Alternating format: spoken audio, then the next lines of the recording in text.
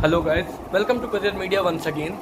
My name is Gulshan Jha और आज हम बात करने वाले हैं डीएनबी राउंड 2 काउंसलिंग के बारे में। डीएनबी 2020 राउंड 2 काउंसलिंग ऑलरेडी चल रही है, चॉइस फिलिंग ऑलरेडी कंटिन्यूएशन में है। इस बीच 16 जून 2020 के दिन एनबीई की तरफ से स्टूडेंट्स के लिए एक नोटिस जारी की गई। उस नोटिस में क्या क्या चीज़ें दी गई है उसे हम जानेंगे। उस नोटिस में रूल्स को चेंज करने की बात कही गई है, कुछ रूल्स को चेंज किया गया है। किन रूल्स को चेंज किया गया है उन रूल्स के बारे में जानेंगे और उनके वजह से स्टेट्स और बाकी डीएनबी की काउंसलिंग में क्या असर पड़ने वाला है उस असर को देखेंगे। साथ साथ में राउंड 2 काउंसलिंग में चॉइस फिलिंग करने वाले सभी स्टूडेंट्स के लिए क्या स्ट्रैटेजीज रहनी चाहिए, उस स्ट्रैटेजीज को भी मैं आप लोगों से शेयर करूंगा। तो चलिए स्टार्ट करते हैं वीडियो को। सबसे पहले बात करते हैं 16 जून 2020 के दिन डीएनबी राउंड 2 काउंसलिंग के लिए एनबीई की तरफ से एक नोटिस आई। उस नोटिस में क्या पॉइंट्स दिए गए हैं। सबसे पहली पॉइंट जो दी गई है वो इस बारे में बताया गया है कि DNB round 2 counselling already start हो चुकी है, चॉइस फिलिंग कंटिन्यूएशन में है। सभी स्टूडेंट्स जो राउंड 2 काउंसलिंग को अटेंड कर रहे हैं वो अपने पुराने चॉइसेस मतलब राउंड 1 काउंसलिंग में जो चॉइसेस उन्होंने फिलअप किए, जो चॉइसेस की प्रेफरेंस की जो ऑर्डर उन्होंने फिलअप की, उन चॉइसेस को वो मॉडिफाई कर सकते हैं, एडिट कर सकते हैं और न्यू चॉइसेस को वो ऐड भी कर सकते हैं। तो पुराने चॉइसेस को ऐड, मॉडिफाई या फिर आप एडिट भी कर सकते हैं। अब ऐड, मॉडिफाई एंड एडिट कैसे? तो जो न्यू चॉइसेस है, जो जिन चॉइसेस को आपने राउंड 1 काउंसलिंग में नहीं भरा, उन चॉइसेस को आप ऐड कर सकते हैं। आप मॉडिफाई कर सकते हैं, चॉइसेस को रीअरेंज कर सकते हैं। अगर किसी चॉइस को आपको ऊपर प्रायोरिटी वाइज में ऊपर लेके जाना है तो वह आप उसको ऊपर लेके जा सकते हैं। किसी चॉइसेस को नीचे लाना है तो आप उसे नीचे ला सकते हैं और एडिट भी कर सकते हैं। इसके बाद मॉडिफाई या एडिट करने के बाद स्टूडेंट्स को इस बार लॉकिंग एंड कंफर्म करना बहुत ज़्यादा ज़रूरी है, मैंडेटरी स्टेप है। लॉकिंग एंड कंफर्म से मतलब है जब चॉइसेस को आप अपने अकॉर्डिंग अरेंज कर लें और चॉइसेस को सेव कर लें। चॉइसेस को सेव करने के बाद लॉक करना मैंडेटरी है, लॉक एंड कंफर्म करना मैंडेटरी है। लॉक एंड कंफर्म करना मैंडेटरी इसलिए है क्योंकि अगर आप सेव करते हैं, लॉक एंड कंफर्म नहीं करते हैं तो सिस्टम के द्वारा आपके चॉइसेस को एक्सेप्ट नहीं किया जाएगा और यदि सिस्टम के द्वारा आपके चॉइसेस को एक्सेप्ट नहीं किया जाएगा तो आपको कोई सीट अलॉट नहीं की जाएगी। तो इस बात का ध्यान रखें कि जैसे कि डीएनबी की राउंड 1 काउंसलिंग में हुई थी कि अगर आप चॉइसेस को सेव कर देते हैं, कंफर्म नहीं भी करते हैं तो ऑटोमेटिकली सिस्टम उसे कंफर्म कर देता है, लॉक कर देता है। वो चीज़ अब राउंड 2 काउंसलिंग और राउंड 3 काउंसलिंग में नहीं रहने वाली है और ये बहुत ही अच्छी बात है। बताऊंगा कैसे। क्योंकि राउंड 2 काउंसलिंग और राउंड 3 काउंसलिंग में इस वजह से बहुत सारे स्टूडेंट्स जो डीएनबी की काउंसलिंग को लेकर के सीरियस नहीं हैं वो कम हो जाएंगे। कहने का मतलब है बहुत सारे स्टूडेंट्स होंगे जो डीएनबी में जाना नहीं चाहते हैं मगर उन्होंने वैसे ही यूं ही चॉइसेस को भर दिया है। अब उन्होंने भर दिया तो ज़रूरी नहीं है कि वो लॉक एंड कंफर्म करें। जो सीरियस नहीं है वो हो सकता है थोड़े कम हो जाएंगे। इसी के साथ साथ वैसे स्टूडेंट्स जिन्हें एमसीसी राउंड 2 काउंसलिंग में सीट मिली, ऑल इंडिया राउंड 2 काउंसलिंग में सीट मिली, यदि वो ऑल इंडिया राउंड 2 काउंसलिंग या एमसीसी राउंड 2 काउंसलिंग में मिली हुई सीट पर ज्वाइन करना चाहते हैं तो वो सभी स्टूडेंट्स डीएनबी की राउंड 2 काउंसलिंग में लॉक एंड चॉइसेस नहीं करेंगे, लॉक एंड कंफर्म नहीं करेंगे या फिर लॉक एंड कंफर्म बहुत कम करेंगे क्योंकि ऑलरेडी उनको एमसीसी राउंड 2 काउंसलिंग में सीट मिल गई है। तो वो डीएनबी की राउंड 2 काउंसलिंग में लॉक एंड कंफर्म जो चॉइसेस है, जो उन्होंने पहले राउंड 1 काउंसलिंग में भरा है, उसे अब लॉक एंड कंफर्म करना मैंडेटरी है। उस मैंडेटरी स्टेप को वो नहीं करेंगे क्योंकि वो इस चीज़ को अब इग्नोर कर देंगे। उन्हें एमसीसी में सीट मिल गई, ऑल इंडिया में सीट मिल गई तो वो हो सकता है उस सीट के साथ अगर उनको जाना है उस सीट के साथ तो वो इस डीएनबी की तरफ अब उतना ध्यान नहीं देंगे और लॉक एंड कंफर्म नहीं करेंगे। इस वजह से बहुत सारी जो सीटें होंगी वो राउंड 2 के स्टूडेंट्स के लिए अवेलेबल होगी।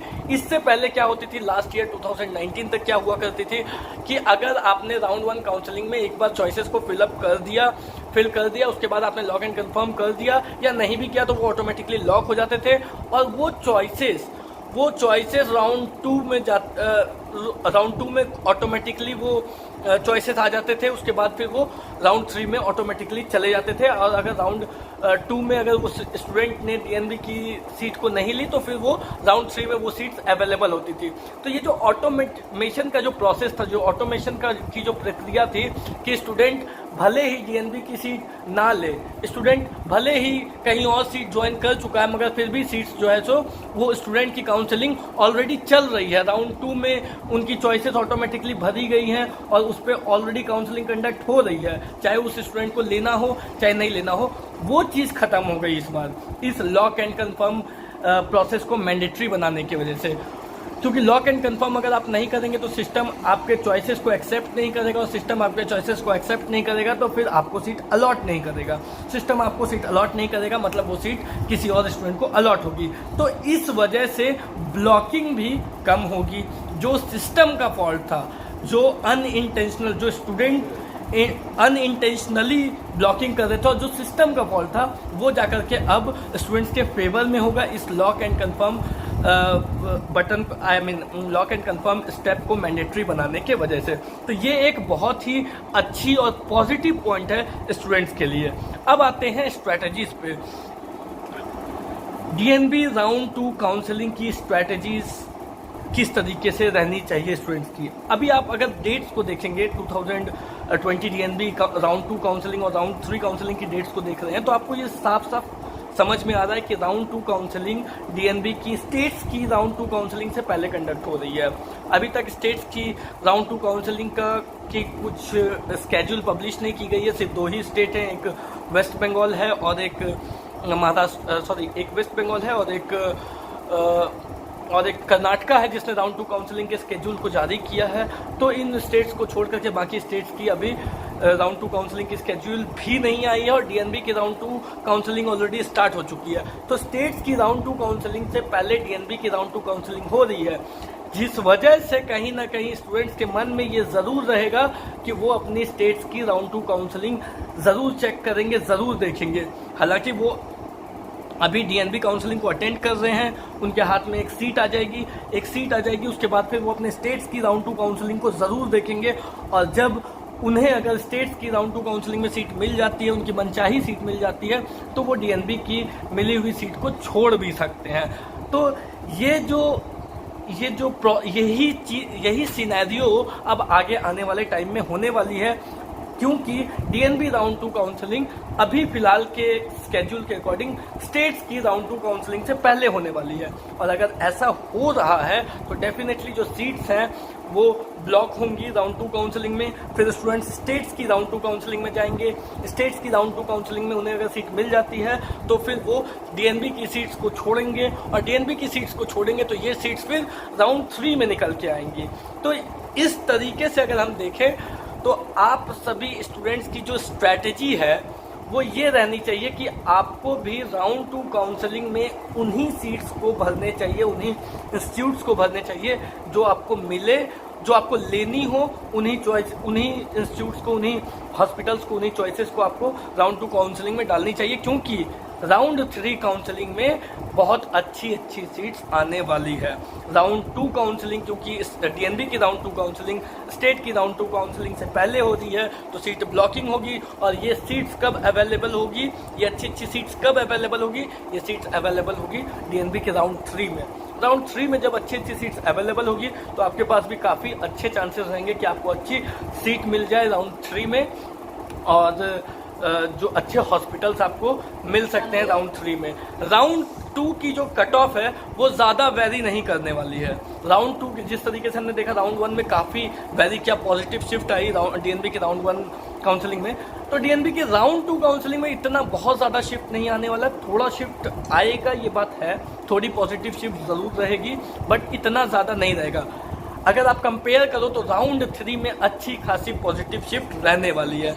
और जिस तरीके से डीएनबी की राउंड 3 की भी डेट्स दी गई है, उस तरीके से ऐसा लगता है, ये बात क्लियर होती चली जा रही है कि डीएनबी की मॉपअप राउंड काउंसलिंग में सीट्स ज़रूर बचेंगी, और अगर ऐसा होता है तो मॉपअप राउंड भी कंफर्म है कि होगा।